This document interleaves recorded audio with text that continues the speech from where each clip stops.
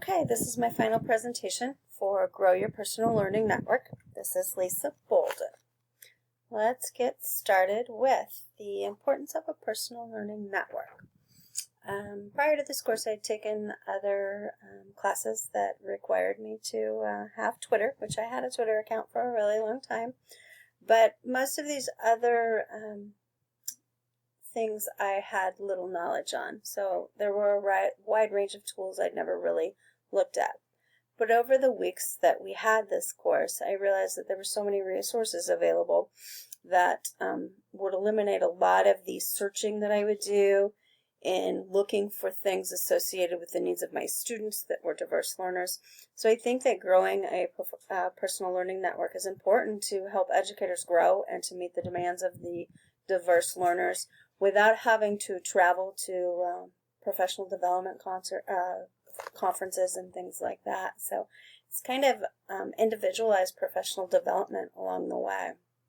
When we look at Twitter, TweetDeck, and Twitter chats, like I had said previously, I already had a Twitter account. Not my favorite tool. I seem to be overwhelmed frequently with the amount of information that comes in through Twitter. But through this class, I did start to like it a little bit more, followed some new hashtags. I do really like TweetDeck because I like the organization that it allows me where I can follow just certain individuals or certain hashtags at one time. Kind of went out on a limb and I started following POTUS, which is kind of weird for me because I'm not really a very political person, but that was kind of fun to see some different things there. And in terms of the Twitter chats, still not something that I absolutely love because they move pretty fast and means I don't love Twitter all that much. I think it's something that I just feel more comfortable being a bystander, watching the conversations go along and just learning from what other people are having to say in that situation. Blogs, which I will be honest, I figured I was not going to like this at all because just so much information coming at me all the time. Really, the fact that in most cases I was expecting to have to join and get lots of email notifications, but because of Feedly, I absolutely love the blogs. I have found some of the most fascinating articles that I am sharing with my IB Environmental class that I probably never would have stumbled upon had it not been for that extension Feedly. So I think that this is probably something that I will use a great deal. I did obviously follow some educational ones as well.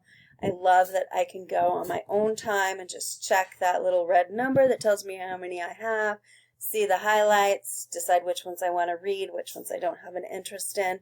So definitely one of my favorite things that we explored in this class. The webinars, I can see the value in a webinar. Great when you're looking for something very specific. Tons of learning opportunities to grow your personal learning network with. I like the idea of being able to go watch ones that were previously recorded. I do struggle with that, trying to fit in something that is live, which I know the live aspect of it is part of the engagement. Being an active part of it is great, but sometimes that's one of the struggles with our job is time and scheduling.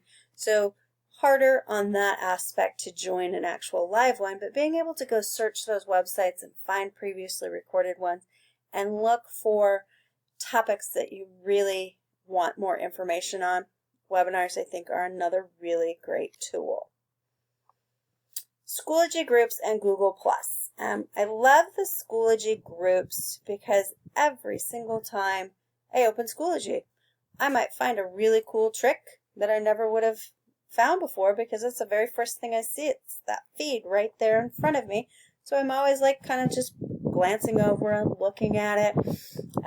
It's fun to just go and investigate and see what else I can follow there. And lots of information from people who are really looking for the same types of feedback because the ones we join obviously are the ones that interest us, are related to our needs for our kids.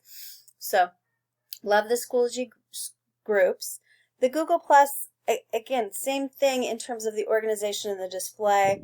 I think there's tons of amazing positive uses and information out there, but it's just one more thing that I would have to go look at. So probably in terms of choosing between these two, I would choose Schoology because I'm in Schoology far more frequently than I would be in Google+.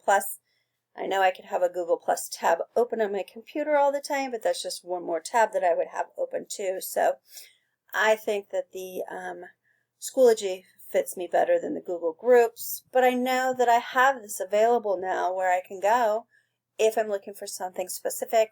Can't find it on Schoology, can't find it on any of these other great things that we've looked at. I can come back and I can say, okay, maybe I can go to Schoology, or Google+, find it, and there it is. My final thoughts. Definitely opened up my toolbox in terms of resources, widened that prospect of being able to find things without leaving my classroom, from home, not having to travel. What great opportunities to find resources and feedback associated with helping my kids get better at what they do and helping me get better at what I do. So loved the class, loved learning about all of these things that will help with my own personal learning network. I think it was a great class. My plan for the future, TweetDeck, because again, I need a slow pace because I'm old, and I definitely will use the Feedly to help organize the blogs, because the valuable resources I found associated with the environmental stuff there has been great. So just thank you so much for a very valuable class.